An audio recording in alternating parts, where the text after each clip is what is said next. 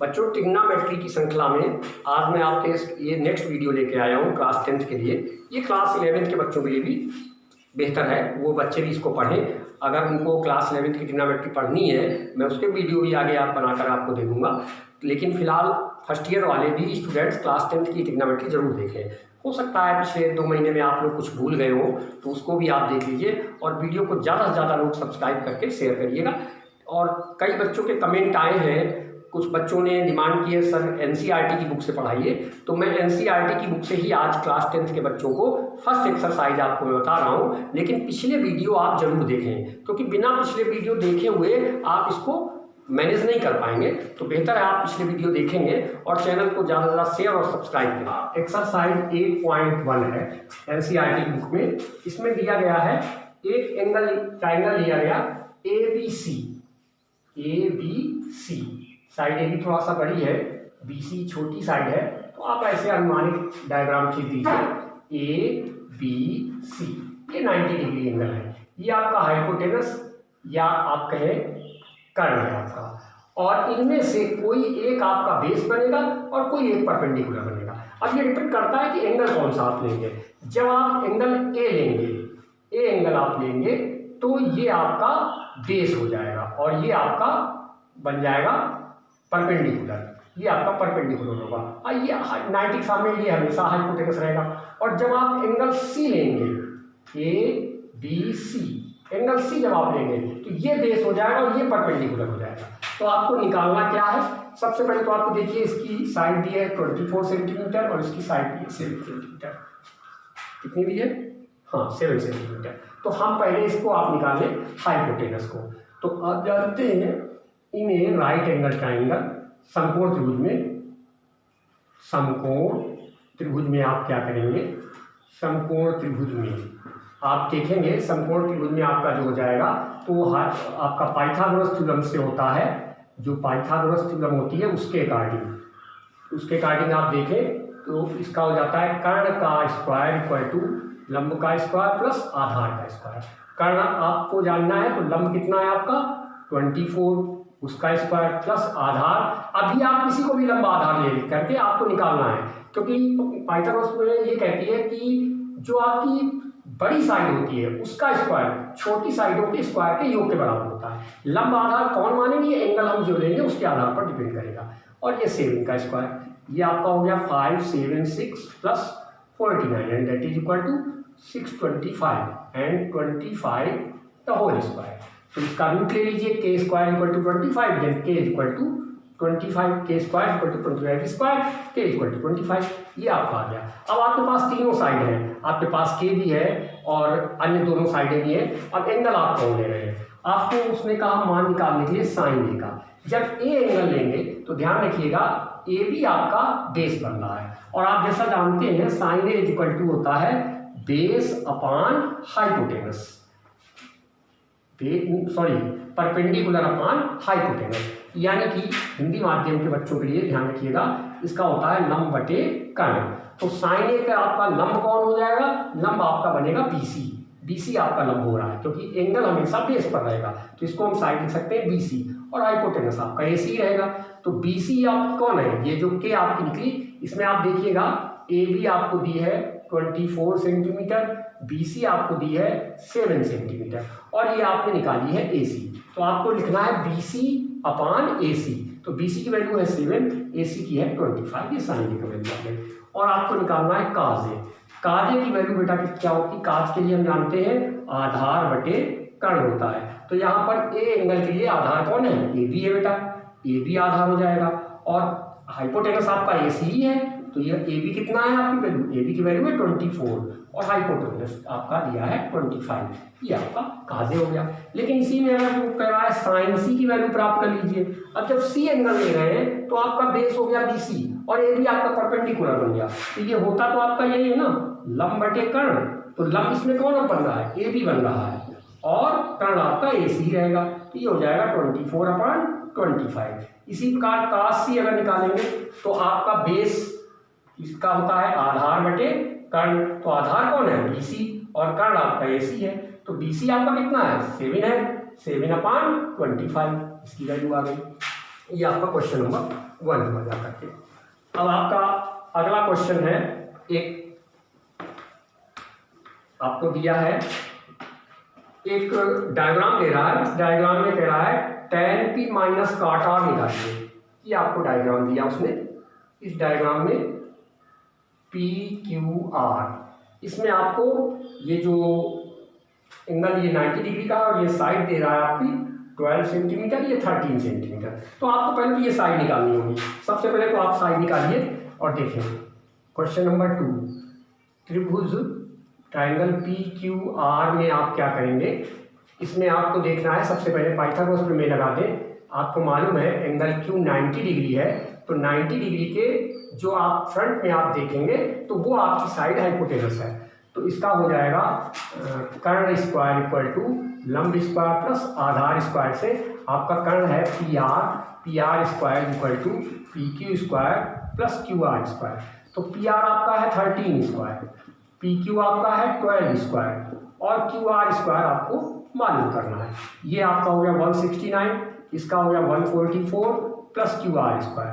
अब इसकी साइड बच्चों चेंज कर देंगे, 169 minus 144 equal to Q R square.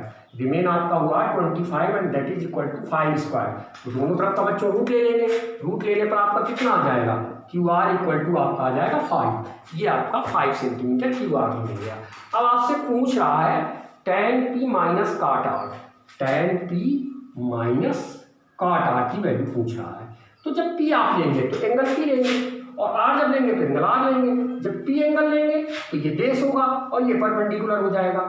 r जब एंगल लेंगे तो ये बेस हो जाएगा और ये परपेंडिकुलर हो जाएगा। इन दोनों में से कोई एक परपेंडिकुलर कोई एक बेस बन जाता है। एंगल हमेशा जो भी आप एक्यूट एंगल लेंगे वो हमेशा बेस और हाइपोटेनस के बीच में होगा।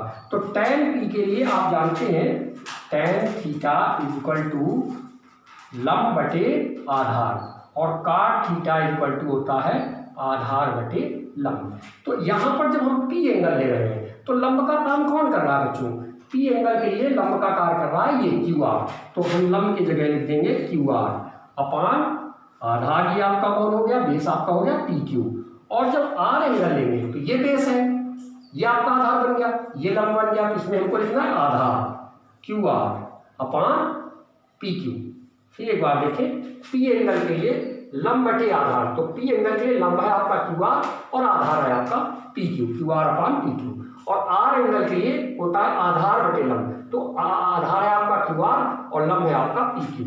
तो दोनों आप देखें बराबर हो गए, तो बराबर आपके दोनों कैंसिल होकर के मान 0 हो गया, यानी इनमें से किसी की आपको आवश्यकता ही नहीं लगी। लेकिन ऐसा नहीं है कि आप इनको निकालें नहीं, आप इनको निकालें, क्योंकि अगर उसने कुछ और पूछ दिया होता तो हम उसकी वैल्यू प्राप्त कर लेते।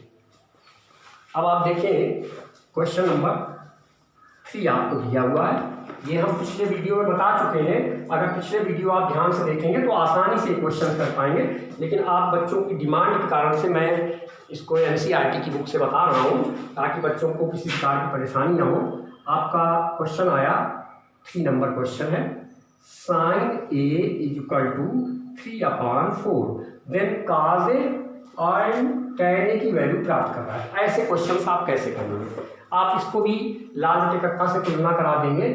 साइन ए आप जानते हैं and sine theta equal to लंब बटे कर्ण, तो इसमें आपको ये होता है। तो आपको यहाँ पर एंगल लिया गया साइन ए और वो दिया गया 3/4, तो इसकी कंपेरिजन कराएंगे L/K से। तो इसका मतलब L आपका हो गया 3 और K आपका हो गया 4। ये आपका साइन ए 3/4 ही दिया है जी, 3/4 ही दिया गया। तो 3/4 के आधार पर अब आप पाइथागोरस की थ्योरम लगा देंगे, k square equal to l square plus a square. k की वैल्यू है 4 का स्क्वायर, l 3 स्क्वायर, a आपको मालूम नहीं है, तो ये 4 16 इक्वल 9 प्लस a स्क्वायर। ये साइड से कर दीजिए, 16 minus 9 equal to a square that is equal to 7 and √7 का स्क्वायर इसको बच्चों लिख लेंगे। इसका रूट नहीं ले सकते, जिस संख्या का पूर्ण आप रूट नहीं ले पाएंगे, परफेक्ट स्क्वायर नहीं जिसका रूट हो पाता है, उसको हम लोग क्या करते हैं, रूट लगा कर लिख देते हैं। तो इसका रूट हुआ आपका a और उधर इसका रूट आपका हो गया √7। ये आपको a यानी कि आधार निकल आया। ये एंगल a नहीं है, ये ध्यान, हाँ सॉरी, ये एंगल a है। तो हम लेकिन यहाँ पर सॉरी ये एंगल ए नहीं है, ये आपकी साइड के लिए मैंने लिखा है कि ये आपकी आधार है, एंगल वाला ये ए नहीं है, ये आधार के लिए ए लिखा हुआ है। तो अब आपको चाहिए पहले किसकी, काज ए की। तो काज ए बराबर हो जाता है आधार बटे कर्ण। तो यहाँ आधार कितना बच्चों मिल गया आपको, आधार आपको मिल चुका है √7 और कर्ण आपका कितना है बच्चों 4, ये हो गया। tan ए जानना है तो tan ए इक्वल टू होता है लंब बटे आधार। ध्यान रखिए जो मैं ये अनुपात में लिख रहा हूँ ये ए एंगल का ए नहीं है, तो ये लंब बटे आधार। तो लंब कितना है आपका बेटा, लंब आपका आया था 3 और आधार आपने निकाल लिया है √7, 3/√7 ये आप सबको बेटा करके। और क्वेश्चन देखो कितना ताकि वीडियो आपका बहुत बड़ा ना हो। इसी प्रकार आपको बेटा सभी क्वेश्चन हैं आपके 4 नंबर 5 नंबर 4 नंबर में आपको कहा गया है 15 cot A = 8, then cot A = 8/15। अब इसकी आप कंपेरिजन कर दें, cot A इक्वल टू आप लिख क्या सकते हैं, इसका होता है आधार बटे लंब, तो वो आपका 8/15 है, 8/15 है। तो ए आपका क्लियर है, एल क्लियर है, तो k² = a² + l², 8² + 15²। तो ये आपका हो गया 64 और ये 225, k² = 5 4 9 6 2 8 और ये आपका 289, ये आपका हो जाएगा 17²। देन k = 17, ये आपकी k की वैल्यू प्राप्त हो गई। अब जब आपको सारी साइडें मिल गई तो आपको जो पूछा जा रहा है वो आप निकाल सकते हैं। आपसे कौन कह रहा है कि sin a की वैल्यू निकाल दीजिए। sin a इक्वल टू होता है l/k, l कितना है आपका, l है आपका 15 और अपान के कितना है 17।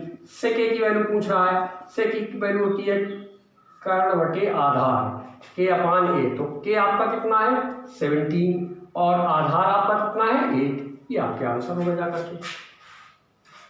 तो इसके पश्चात क्वेश्चन नंबर हम आपको बता रहे हैं, ऐसे ही आप क्वेश्चन नंबर 5 लगाइएगा और उसमें देखिएगा कैसे लगेंगे। एक क्वेश्चन नंबर आपका 6 आ रहा है जिसमें दे रहा है कि एंगल ए और एंगल बी ये दोनों 90 डिग्री से छोटे हैं क्योंकि ये एक्यूट एंगल है आपके, और साथ में दे रहा है cos A = cos B।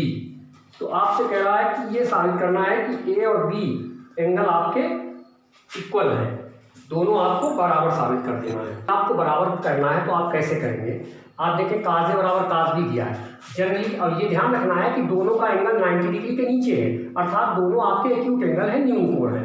तो न्यून कोण बनाते हुए हम अगर एक ट्राइंगल ले लें, ऐसे मान लीजिए आपने एक ट्राइंगल ले लिया 90 डिग्री का राइट एंगल ट्राइंगल होगा। इसमें ध्यान रखना है ए और बी कैसे कोण है, न्यून कोण है, यानी हम यहाँ ए यहाँ बी नहीं लिख सकते, यहाँ बी लिख देंगे तो बी 90 डिग्री एंगल हो जाएगा, जबकि वो कह रहा है ए और बी न्यून कोण है अर्थात दोनों 90 डिग्री से छोटे हैं, तो वो न्यून कोण हो सकते हैं कि ये ए बी हो सकता है, तो मान लिया ये सी है जाकर के। तो अब आपसे इस ट्राइंगल से अगर देखें तो अकॉर्डिंग टू क्वेश्चन प्रश्न के अनुसार प्रश्नानुसार आप क्या करेंगे, प्रश्नानुसार आप कह सकते हैं कि ट्राइंगल ए बी सी, मान लिया आपने ट्राइंगल ए बी सी में एंगल सी आपका 90 डिग्री है। तब आप अगर देखें तो देन cos A क्या होगा, cos A बराबर हो जाता है आधार बटे कर्ण। एंगल ए ले रहे हैं तो आधार कौन होगा ए सी और अपान कर्ण तो आपका ए बी रहेगा, और जब cos B निकालेंगे तो एंगल बी ले रहे हैं तो आधार कौन बन जाएगा बी सी और अपान कर्ण कौन है ए बी। अब चूंकि आपसे उसने कहा, क्या कहा बच्चों कि cos A और cos B आपस में क्या है इक्वल है, तो cos A की वैल्यू कितनी आपने निकाली AC/AB निकाली, और cos B की वैल्यू कितनी निकाली BC/AB निकाली, और AB कैंसिल हो जाएगा, क्रॉस मल्टीप्लाई कराएंगे या दोनों पक्षों में हम AB का मल्टीप्लाई कर दें तो AB कैंसिल हो जाएगा, तो आपका आ जाएगा AC = BC। और AC आप जानते हैं त्रिभुज में आपके ट्राइंगल में अगर दो साइड इक्वल होती हैं तो उनके जो एंगल होते हैं वो भी इक्वल हो जाते हैं। तो इस तरीके से आप कह सकते हैं कि in triangle A B C, जो आपका ए बी सी ट्राइंगल होगा उसमें क्या हो जाएगा, एंगल ए और एंगल बी आपके इक्वल हो जाएंगे। तो इस तरीके से आप एक क्वेश्चन आपको और बताता हूँ मैं, क्वेश्चन नंबर 7 आपका वो ही बता देता हूँ, फिर आप लोग अपने अनुसार एक्सरसाइज को हल करें और उनमें कोई प्रॉब्लम हो तो कमेंट बॉक्स में जाकर कमेंट करिएगा। तो मैं आपको जब कमेंट देखूंगा तो आपका जो भी प्रॉब्लम है उसको मैं सॉल्व करके आपको नेक्स्ट वीडियो में बता दूंगा। क्वेश्चन नंबर 7 में आपको आया बच्चों cot थीटा इक्वल टू 7/8, ये दिया है आपको, गिवन है ये, और आपको फाइंड आउट करना है। फर्स्ट है आपका 1 plus sine theta into 1 minus sine theta upon 1 plus cos theta into 1 minus cos theta. एक ये वैल्यू फाइंड आउट करनी है और एक फाइंड आउट करनी है, सेकंड है कॉट स्क्वायर थीटा। अब देखें, सबसे पहले तो हमने जैसे बताया कि आप लाल बटे कक्का से तुलना करके आप निकाल लें। सबसे पहले मान लिया एक ट्राइंगल मैंने ले लिया ABC, और इसमें जो एंगल लिया जाए उसको आप ज़्यादातर नीचे ही रखिए बेस में, ये थीटा लीजिए। तो आप जानते हैं इन ट्राइंगल ABC अगर एंगल B हमने मान लिया, let in triangle ABC angle B equal to 90 degree and angle C equal to theta, ये लिया। तो आप जानते हैं कॉट थीटा इक्वल टू होता है आधार बटे लंब। तो आधार है इसमें BC और लंब है AB, और ये दिया है आपको 7/8। इट मीन्स BC 7 हो गया, AB 8 हो गया। तो आप पाइथागोरस में का प्रयोग करेंगे, पाइथागोरस थ्योरम के अनुसार हो जाएगा AC square equal to AB square plus BC square. Pythagoras theorem का बच्चों बहुत प्रयोग होता है, इसको आप अच्छे से तैयार रखिएगा। इसमें ये आपका हो जाता है hypotenuse square equal to perpendicular square plus base square. तो इसके अनुसार अगर देखें तो AC आपका ये हुआ, इसमें आपको AB की वैल्यू मालूम है 8 स्क्वायर, BC की 7 स्क्वायर, 8 8 जा 64, 7 7 जा 49, ये हो गया 9 4 13 4 6 10 1 1 13। इसका आप रूट नहीं ले सकते, इसको अंडर रूट 113 का स्क्वायर कर लीजिए, 113 है ये, उसका स्क्वायर कर लीजिए अंडर रूट लगा करके। तो AC इक्वल टू आ गया 113 का रूट, ये आपका बन गया जाता है। अब आपके पास सभी साइडें हैं, अब आपको जो जरूरत लगनी है वो लगनी है साइन की और कॉस की। तो आप साइन थीटा निकाल लीजिए, hence sine theta equal to लंब यानी कि AB अपान हाइपोटेनस AC। तो AB कितना है बेटा, AB आपने आपको दिया गया है 8 और AC आपने निकाला है 113 रूट 113, और आपको चाहिए cos theta. Cos theta equal to होता है आधार कौन है, बेस कौन है इसमें, BC अपान हाइपोटेनस AC। तो BC बेटा कितना आपका निकला था, BC आपका था 7 और ये है आपका अंडर रूट 113। इस तरीके से आपसे दोनों मान निकल आए। अब आपका फर्स्ट क्वेश्चन आपका पूछा गया है 1 plus sine theta into 1 minus sine theta upon 1 plus cos theta into 1 minus cos theta. इसे आप पहले देखें, यहाँ स्क्वायर डिफरेंस का फार्मूला लग रहा है। तो 1 plus sine theta 1 minus sine theta, A plus B into A minus B. जैसा आप लोग जानते हैं A plus B into A minus B बेटा किसके इक्वल होता है, A square minus B square के। A means first square minus B means second square. तो फर्स्ट है आपका 1 स्क्वायर 1, सेकेंड है आपका साइन थीटा, उसका स्क्वायर हो गया, अपान में इसी प्रकार हो गया 1 माइनस कॉस स्क्वायर थीटा।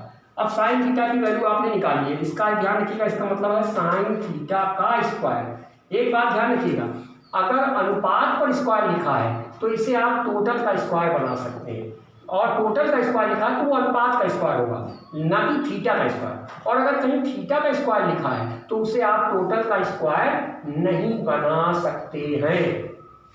तो इसे हम लिख सकते हैं upon 1 minus cos theta the whole square.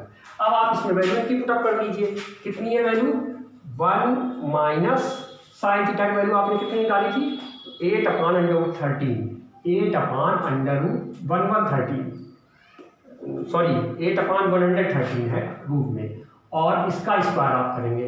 अपान में क्या है 1 माइनस कॉस थीटा, ये कॉस थीटा का स्क्वायर है बेटा, होल स्क्वायर नहीं है। कॉस थीटा की वैल्यू आपने कितनी निकाली थी, 7 अपान 113, इसका स्क्वायर कर दीजिए।